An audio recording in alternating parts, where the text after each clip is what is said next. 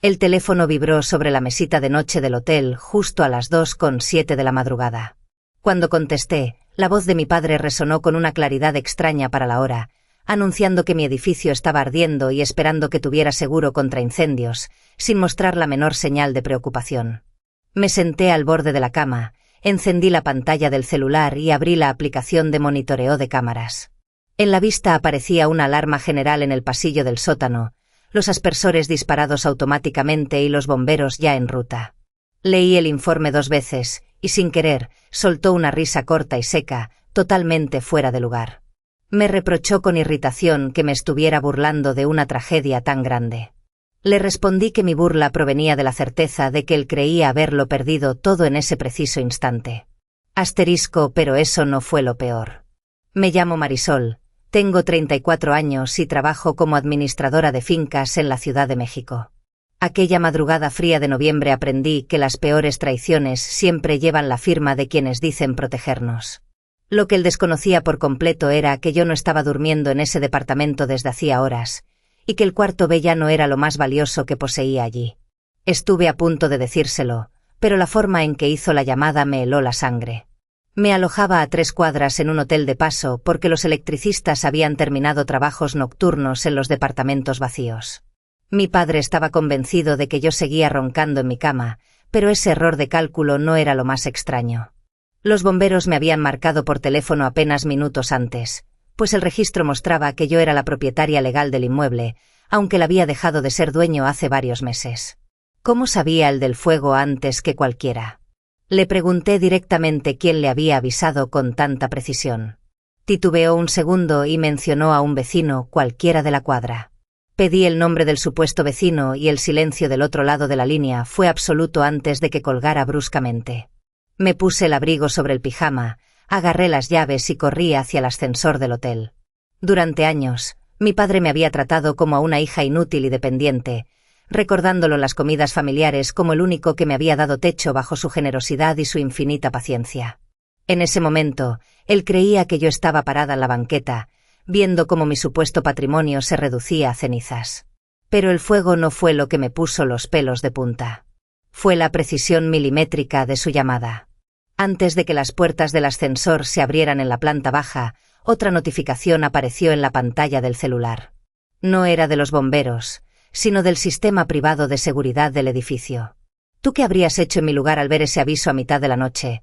Abrí el registro de accesos digitales y descubrí que a la 1:43 de la madrugada, 17 minutos exactos antes de que sonara la alarma de humo, alguien había ingresado al sótano usando una clave administrativa maestra que debería haber sido desactivada el día de la venta. Reconocí el código al instante porque pertenecía a mi padre. ¿Por qué un hombre que ya no era dueño de ese lugar se había metido clandestinamente a la medianoche? Cuando llegué en mi carro frente a la fachada, las llamas ya estaban bajo control. 2 camiones de bomberos bloqueaban el carril, con las torretas girando y proyectando luces rojas y azules sobre las ventanas oscuras. Los vecinos observaban desde la acera, envueltos en gruesas chamarras, y en medio de la multitud, de pie junto a la entrada principal con los brazos cruzados y una expresión de fingida desesperación, estaba mi padre esperándome para consolarme. Me quedé mirándolo durante varios segundos, con los dedos helados metidos en los bolsillos del abrigo mientras la madrugada calaba hasta los huesos y los bomberos enrollaban sus mangueras en la acera. Rodrigo, mi padre, mantenía esa postura rígida que siempre adoptaba para intimidar a los inquilinos, alzando la barbilla con una suficiencia que antes me paralizaba. Apenas había pasado 20 minutos desde que, por teléfono, había dicho que un vecino anónimo lo había avisado de la emergencia, y sin embargo allí estaba, plantado en la escena antes que nadie, intentando controlar el perímetro como si el edificio todavía le perteneciera. «Aléjate de aquí», susurró, cuidando que 2 inquilinos cercanos no pudieran oír con claridad. «Eres una inquilina más. Esto no te concierne». Ese tono despectivo, que había cargado sobre mí desde que era una niña y que había trasladado al ámbito profesional, volvió a resonar. Rodrigo había sido propietario formal de aquel edificio de departamentos en una zona tradicional de la Ciudad de México durante más de 20 años, y cada vez que sus finanzas se enredaban en deudas, era a mí a quien llamaba para arreglar el desastre. Como administradora de fincas con años de experiencia, yo era la única que podía cuadrar pagos atrasados y rastrear facturas sin que el negocio se derrumbara. Cada vez que intentaba advertirle sobre los peligros de refinanciar la propiedad para tapar inversiones fallidas, él simplemente agitaba la mano con desdén. «Tú entiendes muy bien de hojas de cálculo», decía con una sonrisa condescendiente. «Pero no tienes idea de cómo funciona el negocio inmobiliario de verdad». Yo tragaba el orgullo una y otra vez, creyendo que proteger el patrimonio familiar era una forma de lealtad, mientras ignoraba las señales evidentes que se acumulaban ante mis ojos. Hace apenas 6 meses, revisando expedientes fiscales en su despacho bajo el pretexto de actualizar declaraciones, descubrí notificaciones de embargo y avisos judiciales ocultos al fondo de un cajón bajo llave. Cuando lo enfrenté con los papeles en la mano exigiendo una explicación, su respuesta fue una carcajada seca y burlona. «Preocúpate por pagar la renta de tu departamento antes de cuestionar mis negocios», me espetó sin culpa. Ese fue el día en que mi paciencia se agotó por completo y comprendí que debía hurgar profundo en los registros oficiales. Pensar en todo aquello mientras el olor a humo impregnaba mi ropa me provocaba una mezcla de rabia y una vergüenza profunda por haberme dejado manipular. «Sea lo que sea que pienses que pasó esta noche, no empieces a hacer acusaciones públicas que no vas a poder sostener», añadió en un susurro áspero, acercándose con el sudor frío de los nervios. «Yo no he acusado a nadie todavía», respondí con absoluta calma, manteniendo la mirada fija. «¿Debería seguir escuchando tus amenazas o prefiero denunciarte a las autoridades?», pensé en voz alta, sabiendo que su respuesta revelaría su verdadera cara. Antes de que pudiera replicar, uno de los jefes de la brigada de bomberos se acercó con paso firme, sosteniendo una libreta bajo el brazo. «Señor Rodrigo, los peritos confirman que alguien ingresó al sótano usando una tarjeta magnética y desactivó el sistema», informó el oficial. «¿Cómo obtuvo acceso a las instalaciones a estas horas, si el edificio ya tiene un nuevo propietario?». Rodrigo enderezó la espalda, intentando recuperar una autoridad fingida. «Tengo las llaves porque soy el dueño de este lugar», contestó con seguridad. «¿Todavía conserva las tarjetas de acceso maestro después de la venta?», preguntó el bombero, desconfiado. «Por supuesto, es mi prerrogativa», repuso con soberbia. Me quedé observándolo en silencio durante un largo y tenso momento, mientras mis manos mojadas temblaban ligeramente. Saqué de mi bolsillo la tarjeta magnética que la nueva administración me había entregado legalmente el día de la firma y se la entregué al investigador con un movimiento calculado. «Por favor, revise el registro digital de entradas y salidas de la medianoche en la puerta principal y en el sótano», dije al oficial con voz clara. «Ahí encontrará quién abrió la cerradura electrónica». El rostro de Rodrigo cambió de color en cuestión de segundos, perdiendo todo el tono altanero mientras el investigador examinaba el plástico. A medida que los primeros rayos de sol se filtraban entre los edificios vecinos, la acera se llenó de curiosos y familiares lejanos que se habían enterado del escándalo. Pero lo verdaderamente grave de toda esta red de mentiras financieras no tardaría en salir a la luz ante los ojos de todos. Pero eso no fue lo peor. Yemenai mostró la pantalla y señaló una serie de retiros pequeños, casi imperceptibles, que aparecían como gastos de mantenimiento del edificio en los meses en que mi padre había estado más débil. No hacía falta mi firma para la mayoría de esos movimientos porque Rodrigo, mi hermano menor, había tomado las riendas de la administración desde que se instaló en el departamento del fondo. La asistente notarial pasó a la página siguiente y con un dedo firme marcó un recuadro en la esquina inferior. «Aquí está el cambio de beneficiario principal en el fondo de inversión, con fecha del 12 de marzo del año pasado», leyó en voz baja. Observé el documento con la serenidad de quien ya había ganado una partida antes de lanzar los dados. La abogada de la notaría, una mujer de nombre Cristina que apenas alzaba la mirada de los papeles, carraspeó antes de continuar. «Para que esto sea válido se requiere una firma que cumpla con los estándares de capacidad mental al momento del registro. Los registros médicos del Hospital de Guadalajara, sin embargo, indican otra cosa muy distinta», declaró, mientras sus ojos se quedaban atrapados en la línea de texto que describía la supuesta incapacidad de mi padre. Mi madre dejó de mover los dedos sobre la mesa, el tic en su ceja izquierda, ese temblor que surgía cada vez que algo escapaba de su control, empezó a latir con fuerza. Tenía las manos temblorosas y la respiración entrecortada. «Están inventando cosas», respondió ella, con la voz dulce que siempre usaba para convencer a los vecinos de que éramos una familia modelo. Mi esposo estaba en pleno uso de sus facultades. Él mismo quiso dejar todo en orden para evitar peleas entre los hermanos. Quiso proteger a Rodrigo porque él siempre ha vivido aquí, cuidándolo. En ese momento, la puerta lateral del despacho se abrió sin hacer ruido. Nadie lo esperaba, pues nos habían dicho que mi padre estaba demasiado débil para salir de su cama en Monterrey y que cualquier traslado pondría su vida en riesgo. Pero allí estaba él, apoyado en un bastón de madera oscura, con la espalda recta y la mirada fija en el rostro de mi madre. No llevaba la pijama de franela desteñida que habíamos visto la semana pasada, llevaba una camisa limpia, abotonada hasta arriba, y el saco gris que usaba para firmar contratos notariales antes de que le diagnosticaran la supuesta laguna mental. Se detuvo justo detrás de la silla de Rodrigo. Mi hermano se giró tan rápido que la pluma que sostenía cayó al suelo con un sonido metálico. «Papá, deberías estar descansando», murmuró Rodrigo, con la voz quebrada y las manos vacías colgando a los lados. «Los médicos dijeron que el medicamento te confunde, que no sabes lo que firmas». Mi padre no lo miró. Avanzó lentamente hasta quedar frente a mí, apoyó una mano temblorosa sobre el borde del escritorio y con un movimiento cuidadoso sacó del bolsillo interior de su saco una libreta pequeña cuyas hojas estaban dobladas por el uso. «Llevo 18 meses anotando cada vez que me piden firmar un papel en blanco diciendo que son autorizaciones para el seguro médico», dijo, con una voz ronca pero firme que hizo vibrar los cristales de la ventana. «Cada fecha, cada promesa de que era para mi propia seguridad, y cada vez que me decían que tú, mija, ya no querías saber nada de esta casa porque estabas muy ocupada con tu trabajo en el hospital». El silencio que se instaló en la oficina se volvió tan denso que se escuchaba el zumbido del aire acondicionado en la pared del fondo. Mi madre intentó levantarse, pero sus rodillas chocaron contra la madera y volvió a caer en el asiento con un golpe seco. Pero eso no fue lo peor. Cristina, la notaria, no hizo preguntas. Simplemente deslizó sobre el escritorio el informe médico oficial, junto con la copia certificada de la denuncia por administración fraudulenta que habíamos presentado 2 mañanas antes en la fiscalía. Rodrigo intentó argumentar sobre los gastos de la casa, sobre la hipoteca que supuestamente él había estado pagando con su propio dinero, pero la abogada le mostró los extractos bancarios que demostraban que los depósitos provenían de la cuenta principal de mi padre, la misma que habían intentado vaciar antes de que terminara el año. En ese instante, la tensión alcanzó su punto máximo. Yo ya sabía que la traición había sido planeada desde hace años, y le di la razón a mi madre. La familia había tejido una red de mentiras que parecía inquebrantable. Entonces, ¿debería perdonar a los que me habían engañado o cortar todo vínculo? ¿Debería denunciar a los culpables o guardar silencio para proteger lo que quedaba de mi vida?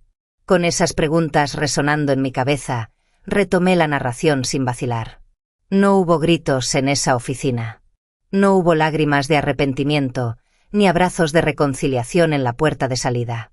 Mi madre se quedó sentada mirando al frente, con las manos cruzadas sobre la falda, intentando mantener la dignidad de alguien que ya no tiene a nadie a quien mandar.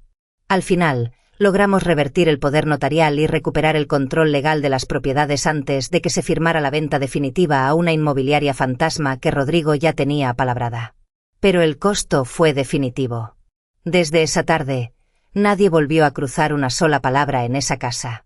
Rodrigo se mudó a otra zona de la ciudad a las pocas semanas, y a mi madre la dejamos con sus cuentas, sus silencios y el departamento vacío que tanto se esforzó por retener. En la cocina de mi propia casa, todavía guardo en una caja de metal la pluma con la que mi padre firmó la anulación de los documentos, junto a una servilleta donde él mismo escribió la primera fecha en que empezó a sospechar de su propia esposa. Aprendí que el silencio nunca trae paz, y que las familias que se sostienen sobre mentiras terminan cayendo por su propio peso. ¿Alguna vez tuviste que alejarte de tu propia familia para salvar lo poco que quedaba de ti? Cuéntamelo abajo. Yemenai soltó.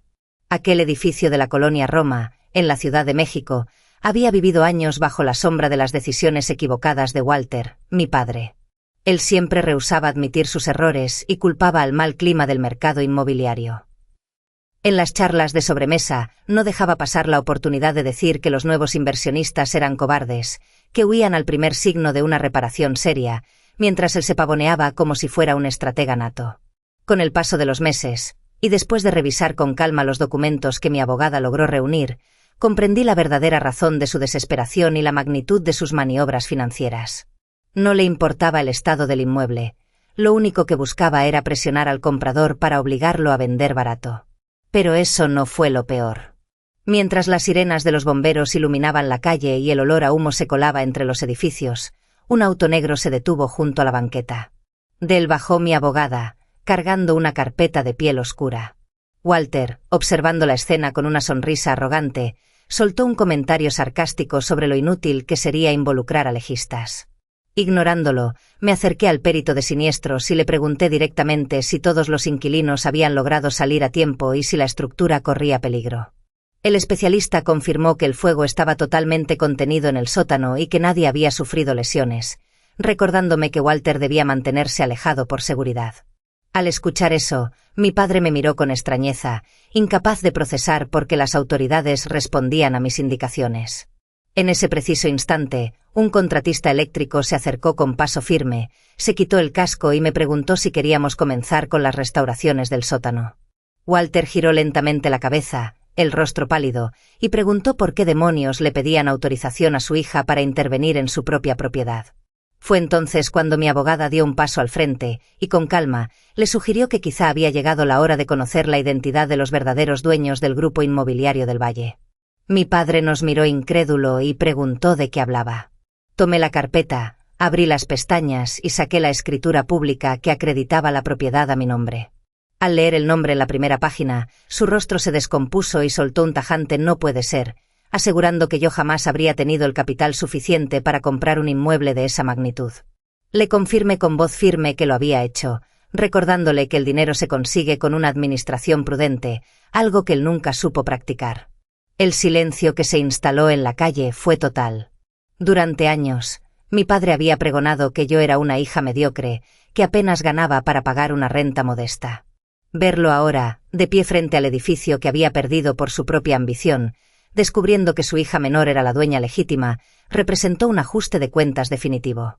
6 meses antes, cuando cayeron en mis manos los avisos de embargo, decidí investigar a fondo cada uno de sus movimientos financieros. Descubrí que había hipotecado el edificio repetidas veces para tapar los huecos de sus inversiones fallidas, mientras fingía que todo marchaba bien. Cuando el peso de la realidad se volvió insoportable, decidí no intervenir para salvarle el pellejo, harta de limpiar sus desastres. En lugar de eso, reuní mis ahorros, conseguí el financiamiento y compré la deuda antes de que fuera tarde.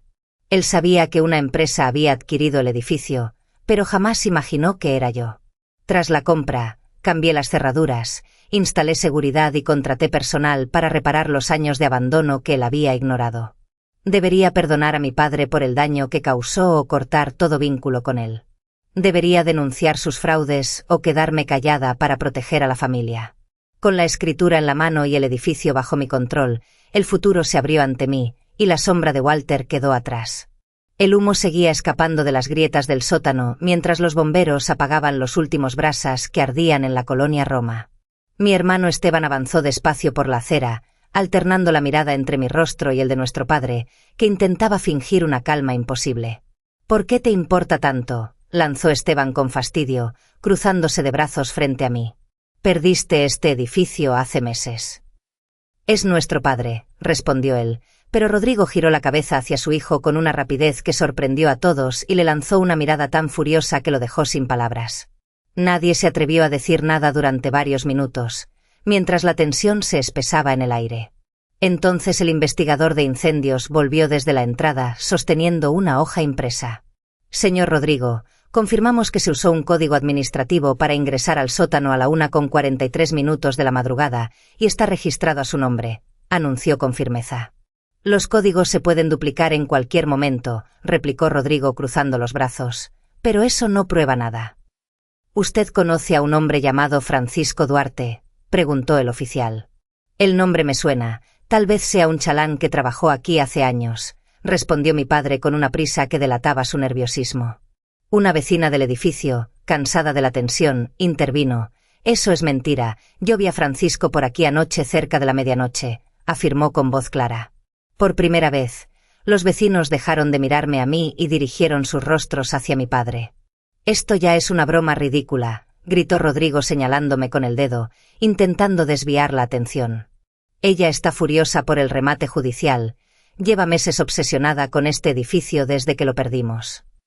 Yo no quería seguir alimentando sus excusas, pero había cruzado un límite. «El edificio nunca quedó realmente abandonado después del juicio», dije dando un paso al frente. La nueva propietaria ya gastó miles de pesos reparando años de mantenimiento retrasado, instaló alarmas y renovó el sistema contra incendios. Cada inquilino cuenta con cobertura total y alojamiento temporal disponible esta misma noche. La sonrisa de Rodrigo se borró por completo.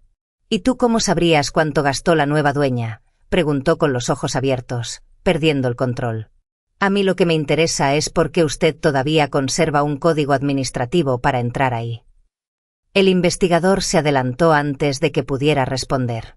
Señor Rodrigo, Francisco Duarte asegura que usted le pagó para meterse a ese sótano, afirmó el oficial. Yo no le pagué para prenderle fuego a nada, soltó mi padre con una rapidez sospechosa.